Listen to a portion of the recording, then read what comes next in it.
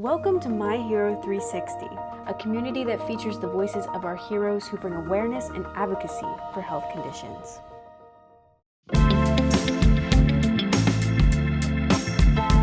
This is Schizophrenic NYC mental health clothing and lifestyle brand made by me, schizophrenic New Yorker, just trying to change the way New Yorkers see or everybody sees mental health, especially the mentally ill homeless, donate a portion of profits to help them out. I just kind of created big, bold statements because the more we talk about mental health, the less stigma there will be. So here I am selling all of my t-shirts, pillboxes, button stickers, bracelets, jewelry, some books, and I just pretty much, when you have a sign that says Schizophrenic NYC, don't be paranoid, you look great, people stop. So I have a lot of conversations with people all day long all about mental health, and that's pretty much what goes on at my pop-up shop. I meet very interesting people, and it's fun, and I like meeting New Yorkers or tourists from around the world, and it's always, you never know what's gonna happen. So that's what's fun about popping up, because it's New York City, and you really never know what's gonna happen, and that's what's so fun about it.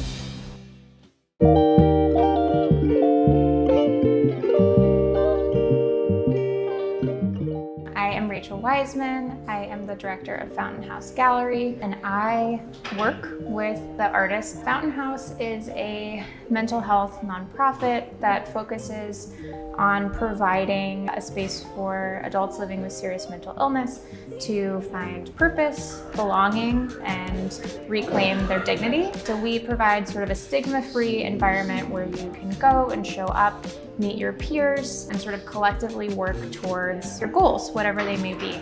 We really are trying to shift the narrative around what living with mental illness can look like. And I think the gallery serves a really integral function in shifting that narrative by providing the public an opportunity to see work by artists, learn from our artists, be able to approach work, learn different experiences, right? And be able to kind of, I think, have that narrative shift that is really possible with art making. So the gallery is celebrating 25 years right here on this corner in Hell's Kitchen. And I think there is this incredible energy. People in the neighborhood have really become our greater community. So not only as a hub for our artists and the creatives who sort of gravitate towards this space, but just people who happen to be living in Hell's Kitchen have grown to know our artists. In many ways, it's like that's how you create change, right? You're able to make these small impressions on lots of different people. And so I think the gallery becoming that hub is something that is absolutely a milestone to be celebrated. And being able to show and demonstrate that these are artists, these are people worth investing in, these are people that deserve to have their stories shown. So my name is Issa Ibrahim, and I'm an artist, an author, published author, a musician, a filmmaker. I have my hands in a lot of different pots. I try to keep my finger on the pulse of social issues, and social justice and the bankrupt culture we're all living. It's been a through line, an unintentional through line actually, throughout all my work. I mean, being an American kid, I grew up drawing pictures of Elvis Presley and the Beatles because it was fed to me. And as I grew older and saw the truth of how the culture is created and appropriated and fed back to us, I still painted pictures of those same figures, but with more of an accurate or truthful underpinning. And that's just what I've been doing for the last 30, 40 years. Through the Living Museum, that's an art rehab program on the grounds of Creedmoor Psychiatric Center where I was a patient for many, many, many years. And they did an outreach. Fountain House and Living Museum collaborated in a show in like 2010 or 11. And I've been connected with them ever since. And it's changed my life. It's changed my life, as I kind of knew it would. It's given me a more renewed sense of purpose. I always had a sense of purpose as an artist, but it's just fine-tuned that, And it's given me a sense of community that's just been fabulous. Like-minded people, artists with mental health issues, or who can resonate with the mental health situation.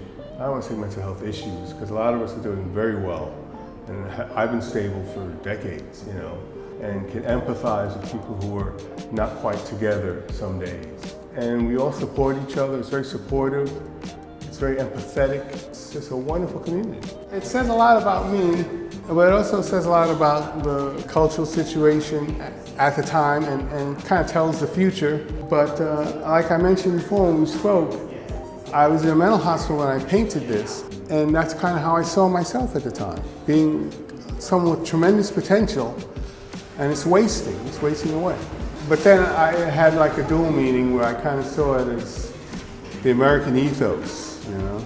Yeah, this one means a lot, but they all mean something. They all have a special meaning. They're all my children. But this one, I'm glad after 30 years, I finally found a home, so that's a good thing.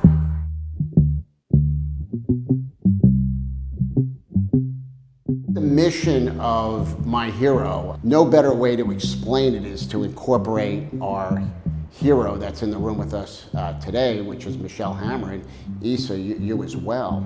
But it's to create the most incredible content and share that content around the globe, and the content being the hero and the hero story.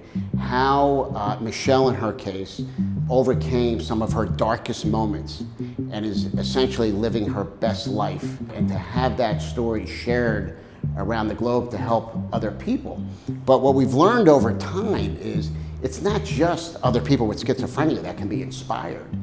It's empowering just all of us, all of mankind, to hear and see her story and then to live their life to the fullest. So at the end of the day, we're trying to empower individuals, of course, inspire and impact. Now, in addition to creating this like amazing content, we have launched Hero Philanthropy in the last year or so. And we're trying to spread goodness, kindness, brotherhood, love, joy, gratitude. And with no further ado, we have a check here that we would like to donate to Fountain House in honor of everything that this patient advocacy group does. Their mission is incredible, and when you dig deep into their website and all your literature there, it is amazing, Rachel, what you guys are doing for everybody with mental health. So we are grateful for you and for the Fountain House.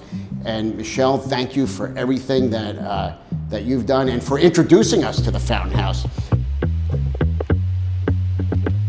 Fountain House.